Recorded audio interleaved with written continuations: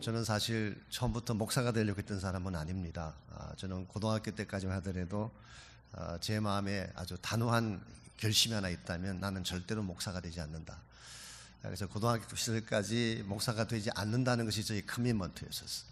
왜냐하면 저는 어릴 때부터 목사님들의 고생하는 모습들을 너무 많이 보았기 때문에 하고 싶은 이야기도 하지 못하고 가슴에 비수를 맞으면서도 신음소리조차도 내지 못하고 가장 무거운 짐을 지고 가시는 그런 목사님들을 곁에서 지켜보면서 아니 세상에 하고 많은 직업 중에 왜 하필은 목사가 돼야 되나. 그래서 저는 고등학교 시절에 수양회 같은 데를 가게 되면 마지막 시간을 항상 회피했습니다. 왜냐하면 일반적으로 이 마지막 시간이 은혜를 많이 받는 시간이고 그때 또 결단을 많이 하기 때문에 제가 혹시라도 수양에 참석했다가 마지막 시간에 헷가닥해가지고 은혜 받고 목사 되겠다고 서원하면 어떡하나. 그래서 제가 이 마지막 시간을 회피할 정도로 저는 목사됨에 포비아를 가졌던 그런 사람입니다. 그래서 어릴 때 제가 자라던 친구가 한 명 있는데요. 고향에 자라던 친구인데 둘이서 항상 같이 이야기했습니다. 너가 목사 되라. 그럼 내가 나중에 돈 많이 버는 장로가 돼서 너 소신껏 목회할 수 있도록 내가 도와주겠다. 그 친구는 저한테 너가 목사가 되라. 그럼 자기가 장로가 돼서 저를 잘 섬기고 지원해 주겠대. 그런데 지금은 둘 다 목사가 됐습니다. 저는 미국에서 목회를 하고 있고 그 친구는 한국에서 지금도 목회를 하고 있습니다. 물론 제가 그때는 철이 없을 때였고 하나님 사랑을 몰랐 때였기 때문에 그런 생각을 한 걸로 생각합니다만 지금은 물론 제가 목사로 부름받은 것에 대해서 너무 감사하고 이보다 더 축복되는 일이 없다고 저는 분명히 생각합니다만 그럼에도 불구하고 목회자의 길이 결코 쉽지 않다는 것은 제가 너무나 잘 압니다. 목사도 사실은 인간이기 때문에 때리면 아파요. 어떤 분들은 목회자들은 때려도 아프지 않은 줄 알고 상처를 줘도 괜찮은 줄 아는데 그렇지 않습니다. 우리도 아파할 줄 알아요. 우리도 울 수 있습니다. 우리에게도 위로가 필요합니다. 우리 모두가 다 완벽한 인간도 아니고 또한 모든 것이 철저하게 잘 갖춰진 존재도 아니기 때문에 우리도 힘들어하고 아파하고 지치기도 하고 때로 쓰러지기도 합니다. 그래서 어떤 목회자이든지 격려가 필요합니다. 여러분의 중보기도가 필요하고 도움의 손길이 필요합니다. 그래서 우리 남궁현 목사님 오늘 이렇게 취임을 하시지만 지금까지도 물론 어려운 가운데서도 잘 통과해 오셨지만 아마 앞으로 이제 목회의 길을 걸어가는 것도 결단코 쉬운 길은 아니라고 저는 생각을 합니다. 여러분께서 목사님께 위로도 주시고 격려도 주시고 목회자에게도 꽃을 주시기 바랍니다. 목회자에게도 위로가 필요하기 때문에 제가 처음 제가 섬기는 교회를 갔을 때 제가 조금 아직 어린 나이에 갔었어요. 30대 후반에 제가 갔었는데요. 제가 뭘 알았겠습니까? 좀 오래된 교회고 또 오래된 집사님들이 많은 그런 교회에 제가 갔었는데요. 정말 철없고 판단력도 부족하고 힘든 그런 사역을 제가 많이 했습니다. 지금 좀 돌이켜보니까 얼마나 제가 스투핏하고 또 너무 급하게 일들을 처리하고 또 범했던 미스테이크가 얼마나 많은지 지금 제가 알게 되겠어요. 그런데 그때 함께 하셨던 우리 안심사님들이 저를 많이 도와주셨어요. 격려해 주시고 세워주시고 그래서 어떤 면에서는 저희 교회가 저를 키웠다 그렇게 말할 수 있습니다. 그래서 처음부터 갖춰진 목회자가 따로 있는 것이 아니라 여러 성도님 한 분 한 분이 격려하고 사랑으로 키워주시면 훌륭한 목사가 탄생하고 훌륭한 사역자가 생기는 것입니다. 이런 면에서 오늘 남궁현 목사님 이제 새롭게 이제 담임 목사로서의 사역을 시작하시는데 여러분께서 이거 잊지 마시고 격려해 주시고 도와주시기를 바랍니다. 우리 하나님 말씀 같이 보겠습니다. 우리 마태복음 4장 12절에서 17절까지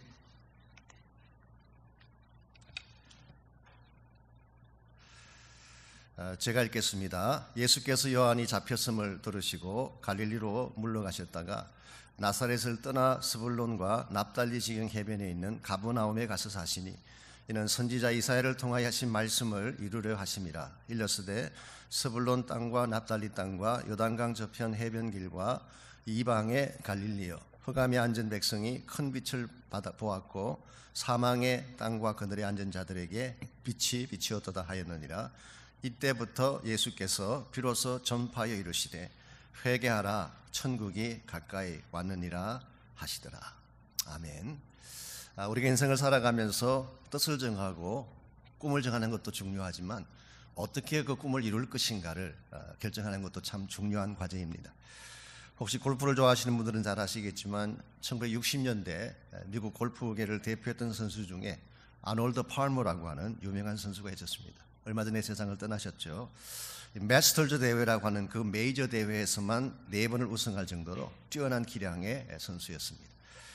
이분이 한 번은 이 시각장애자들, 앞을 보지 못하는 시각장애자들의 골프 모임에 초청을 받아 가신 적이 있었다고 합니다. 그때 그는 앞을 보지 못하는 사람들이 골프를 친다는 사실이 너무나 신기해서 어떻게 그걸 칠 수 있느냐 물었더니 그분들의 답변이 그렇게 어렵지 않대요. 그분들은 앞을 보지 못하는 대신에 청각이 발달해 있기 때문에 소리를 듣고 정확하게 그 위치를 판단할 수 있는 능력을 가지고 있다고 합니다. 그래서 캐디가 볼을 앞에 놓고 벨을 딱딱 3번 울리면 그 벨이 울리는 소리를 듣고 정확한 위치를 파악해서 볼을 치는 것입니다. 또 볼이 날아가면 도착한 기지점에 가서 또 캐디가 벨을 울리면 그 소리를 듣고 볼을 치면 얼마든지 골프를 칠 수가 있다. 그러면서 아놀드에게 도전을 했습니다. 당신하고 시합에도 이길 수가 있다. 처음에는 이분들이 자기가 누군지를 모르고 장난삼하는 줄 알고 사양을 했는데 계속 우기는 것입니다. 당신하고 쳐도 이길 수가 있다. 정 믿어지지 않으면 만불을 걸고 내기를 하자. 그렇게 제안을 했습니다. 여기에 오기가 생긴 아놀드 팔머가 좋다. 그러면 시합을 하자. 몇 시에 티오프 타임을 할까 그랬더니 밤 10시 반이 어떠냐고. 밤 10시 반에 시각장애자와 골프를 치면 누가 이길까요? 아무리 뛰어난 타이거즈라도 절대로 이길 수가 없습니다. 오늘 많은 분들이 실력이 있으면 우승할 수 있다고 생각을 하죠. 능력이 있으면 성공한다고 생각하지만 실력과 능력을 갖추는 것만으로 충분하지 않습니다. 바른 전략이 필요한 것입니다. 우리 인생사례도 마찬가지고 목회사역도 마찬가지입니다. 아무리 많은 기술과 능력을 소유했다고 할지라도 바른 전략을 구사하지 아니하면 우리는 성공적인 목적지에 도착할 수가 없고 성공적인 사역의 열매를 맺을 수 없는 것입니다. 이런 면에서 우리가 하나님의 나라 일을 하고 하나님 나라의 비전을 이루기 위해서도 거기에 합당한 영적 전략이 필요한데 과연 정말 이 교회가 새로운 하나님의 비전을 향해 나가는 이 시점에서 새 항해를 출발하는 이 순간에 어떤 영적 전략을 소유하게 되면 가장 아름다운 사역의 열매를 맺을 수가 있을까? 오늘 같이 봉독한 이 본문에 보시면은 예수님께서 사역을 시작하시면서 예수님께서 우리에게 가르쳐 주시는 3가지 중요한 사역 전략이 소개되고 있습니다. 예수님께서 오신 목적은 우리가 잘 아는 것처럼 온 세상 사람들에게 구원의 복음을 전거해 주시고 그들을 구원하고 하나님 나라를 이루는 것이 예수님께서 이 땅에 오신 목적이었습니다. 제가 알기로는 이 교회의 목적도 이 교회의 비전도 동일하다고 생각합니다. 왜냐하면 교회 이름이 뭐예요? All Nations Church. 그리고 이 교회는 시작 출발하는 시간부터 모든 족속 열방을 마음에 품고 그들을 복음하기 위한 꿈을 가지고 시작한 교회이기 때문에 그러므로 하나님께서 이 교회에 주신 이 원천적인 비전을 어떻게 하면 이룰 수 있겠는가? 예수님께서 사역을 시작하시면서 우리에게 보여주셨던 3가지의 중요한 전략이 있는데요. 먼저 제가 간단히 정리해드리면 right timing, 바른 시간을 택하셨어요. 두 번째는 right place, 바른 장소를 선택하셨어요. 그 3번째로 right message, 바른 메시지를 주님은 선포하셨습니다. 자, 예수님께서는 첫 번째로 올바른 때를 선택하셨습니다. 12절 말씀 볼까요?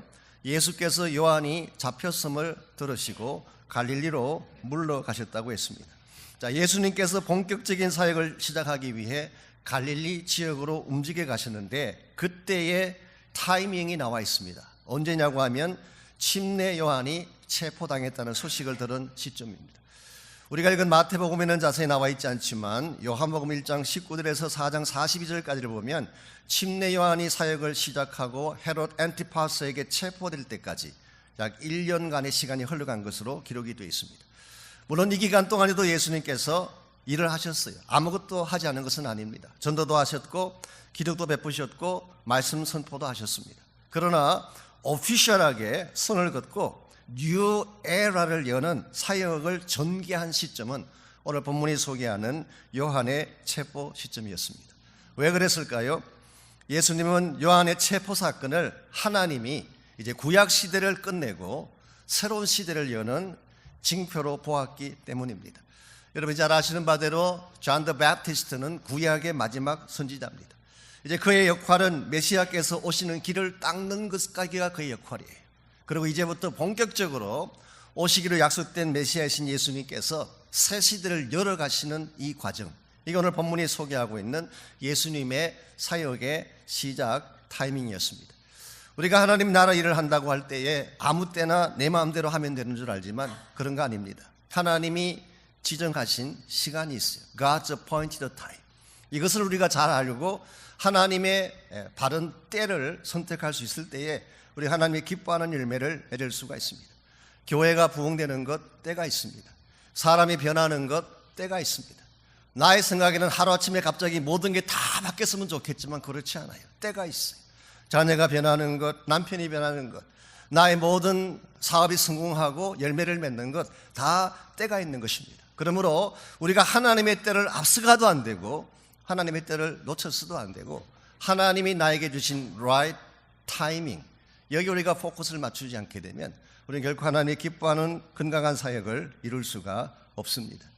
이런 면에서 우리 남궁현 목사님 이제 첫 출발에 발을 내디디지만 하나님이 우리 목사님을 부르시고 하나님이 분부하시고 하러 가신 그 사역의 때를 잘 분별하셔서 하나님의 타이밍에 순종하고 그 타이밍을 잘 이루셔서 최상의 열매를 맺으시기를 바랍니다. 두 번째 전략이 right place. 예수님은 올바른 장소를 선택하셨습니다. 13절 말씀 보시면 예수님께서 갈릴리로 오신 후에 어디로 가셨다고 기록이 되어 있나요? 나사렛을 떠나 스불론과 납달리 지경 해변에 있는 가버나움에 가서 사셨다, 그렇게 기록합니다. 나사렛이라는 지역은 예수님의 고향이죠. 그가 성장한 곳이고 친척이 살고 있는, 우리 인간적인 표현을 쓰자면 컴포트 존이라고 할 수가 있습니다. 그런데 예수님이 스불론과 납달리 지경의 해변에 있는 가버나움으로 가셔서 이때부터 가버나움이 예수님 사역의 헤드쿼터가 됐어요. 마태복음 9장 1절은 이 가버나움을 예수님의 본 동네라고 불렀습니다. 예수님의 Christ's own city, 예수님의 본 동네라고 불렀어요.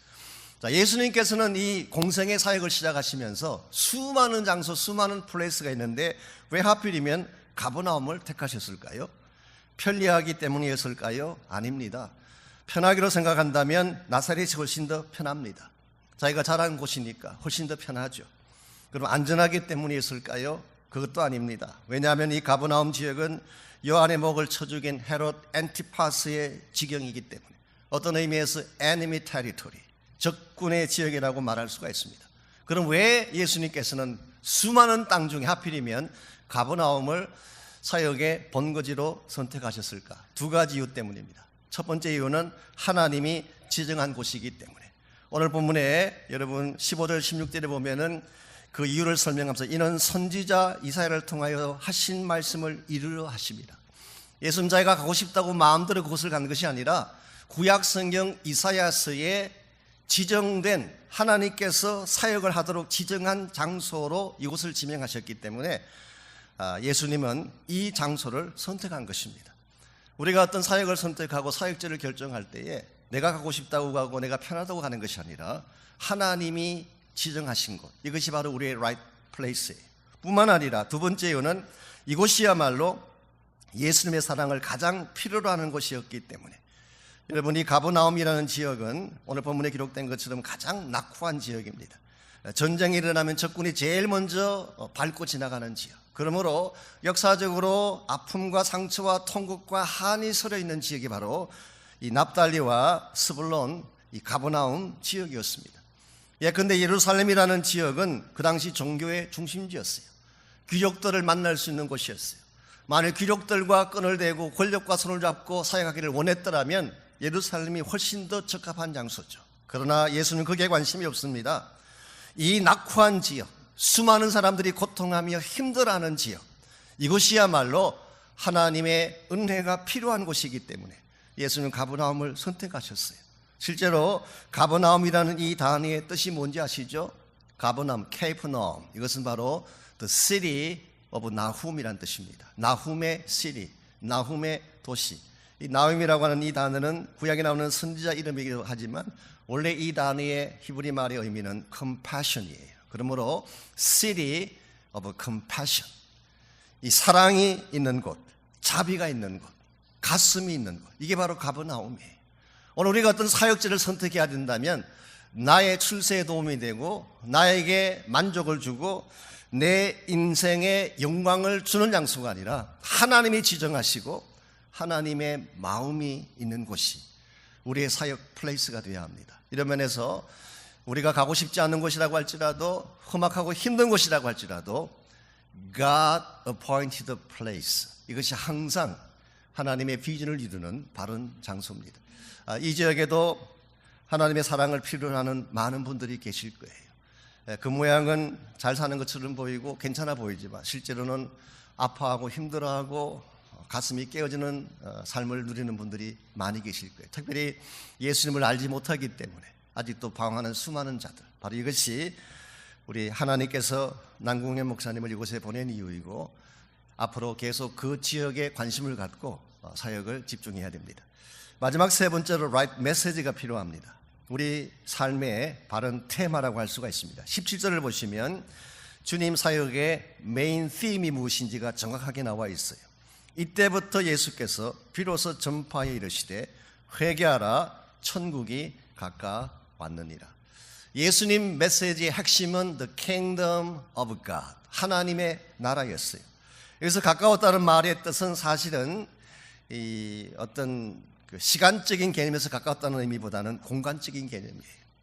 예수님이 계신 장소는 언제나 하나님의 나라가 있는 곳이에요. 주님이 계신 그곳이 바로 천국이에요. 이런 면에서 예수님이 어디를 가든지 주님이 가시는 곳곳마다 하나님의 나라가 선포되게 하셨고, 이 하나님의 나라를 선포하기 위해서 복음을 전하시고 회개의 말씀을 외치고, 그래서 그는 3년 공생애가 끝날 때까지 이 하나님 나라를 전파하는 사명을 잘 감당하셨기 때문에 궁극적으로 예수님을 통해서 하나님의 킹덤 비전이 성취된 것입니다. 오늘 이 시대에 한 가지 아쉬운 것은 이 복음의 소중함을 차츰차츰 잊어가고 있다는 사실입니다. 많은 교회들이 복음을 2차적인 요소로 생각을 하고 복음 이외에 다른 프로그램이나 시스템이나 세상적인 여러 가지 많은 방법들을 복음을 대체하는 것으로 사용하는 예들을 많이 봅니다. 저는 이것을 굉장히 우려하고 있는 사람 중에 하나입니다.